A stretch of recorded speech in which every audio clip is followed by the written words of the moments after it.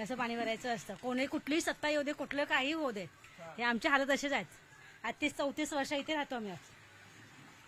हालत असेच आहेत. काही सुधारणा नाही. कुठलाही पक्ष आला तर आपलंच नाही करून मोकळे होतात ते लोक. तर आम्हाला ठाकरे बंधू आले पाहिजे फक्त, बाकी काही एक नाही. एकनिष्ठ ठाकरे बंधू दोन्ही. पण ते म्हणता काय केलं 25 वर्ष ठाकरेंचीच सत्ता होती. 5 वर्ष फक्त होते ते. नाही ऐका ना, 20-25 वर्ष ठाकरेंची सत्ता होती, त्यांनी काय केलं ना मग? हं? कारण आम्हाला मुंबई आता वाचवायची आहे. आम्हाला मुंबई वाचवायची आहे. आता विकास नको. नको, आम्हाला मुंबई वाचवायचं, आमचं कोकण वाचवायचं आहे. मेन आमच्या कोकणात आता नको ते आता प्रकल्प घेऊन जातात ना, ते आम्हाला नको आहे. आम्ही कोकणकर आहोत, कारण आम्हाला कोकणकर वाचवायचं आमचं मेन.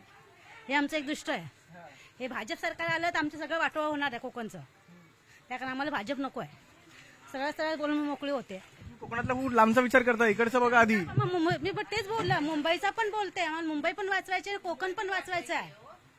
काय मुंबई आमच्या जाणार सगळे याच्या आता हा बाहेरच्या गुजरातच्या हातात जाणार सगळे. गुजरातकर इथे सगळे येऊन राहणार. मग आम्ही मुंबईकर काय करणार? हे सगळं दिसतंय इथे आता आम्हाला. तुम्ही म्हणता गुजरातकर इकडे येतील, गुजराती भाजपवाल्यांमुळे, सरळ भाजपवाल्यांमुळे. मत तुम्ही तुमचं सांगते मी आता भाजपमुळे.